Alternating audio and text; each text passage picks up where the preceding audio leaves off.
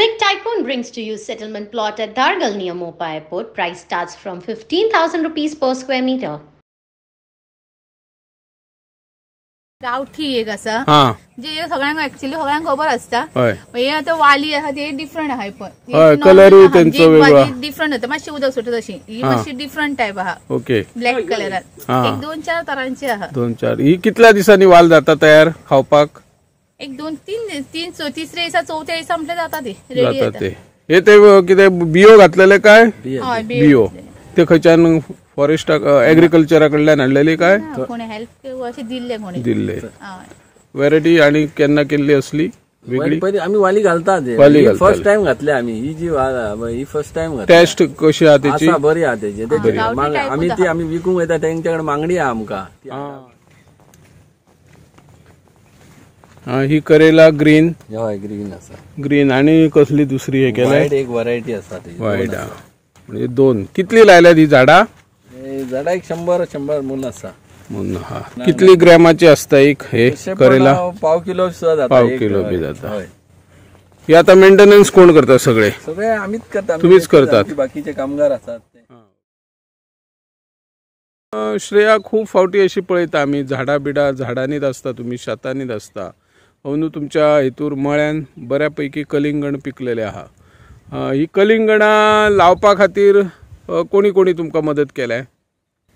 सगळ्यांनी हेल्प केले आहे तितून 2 जण आहात तसे आमचे बाप्पा म्हणून सगळे विकर्स आहा बाकीचे आमच्या घरा सायडीचे आसा म्हणजे एक बाबा चल या मरे म्हटल्यार काय येतात सगळे जाण तसे हेल्प करतात आणि तुमकां ह्या शेतीक रानटी प्राण्यांचो बी काय त्रास जाता हे आसात चालूच असता न्हू गोंय रेडी असता सध्या मागीर फॉरेस्ट बी डेली रावतात थंय राखण करता तुम्ही रातची आणि तुम्ही अंदू कितें केल्यात कसली भाजी बी घातल्यात तांबडी फक्त अशें मिरसांगो कारली ओके सरकारा कडल्यान तुमकां कितें मिरसांगो बी लायले सरकारा कडल्यान कितें मेळता तुमकां अनुदान बी ह्या शेताक तशें कांय ना व्हडलें कांय ना मिरच्यांक बी तशें कांय मेळना कांदे बी लायता पळोवपाक ओके आणि धाकटे बायक आवड आहा ह्या शेताची बाय तुका आवड आसा शेतीची स्कुलान बी शिकयता शेती विशयक काहीतरी लेसना बी शिकयता तुका आवड व्हडले जातकणे कोण जावंक शकता तू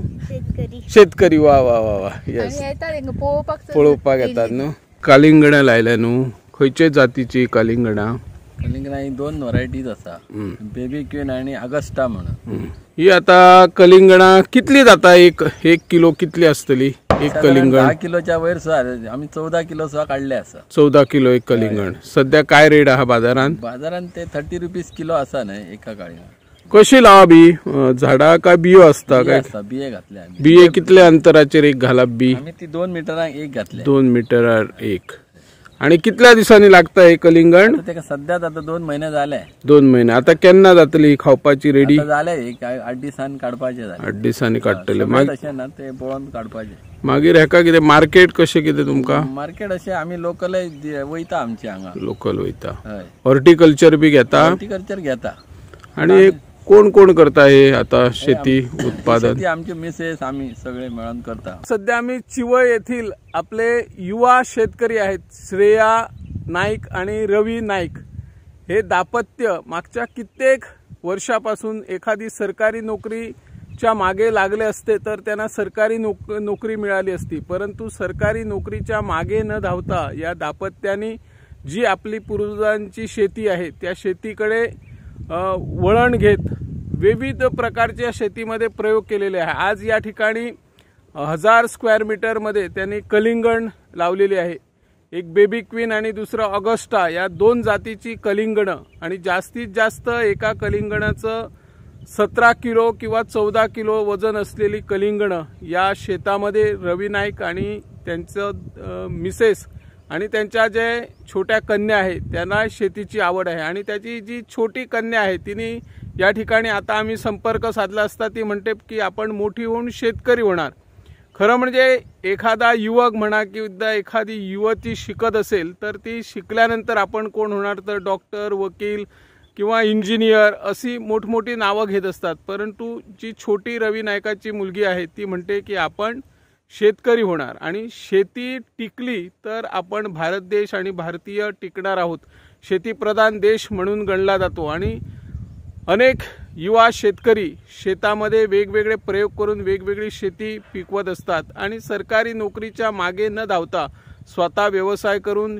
कृषी प्रधान देश घडवण्याचा त्यांचा प्रयत्न असतो. या ठिकाणी रवी आणि त्यांच्या पत्नीने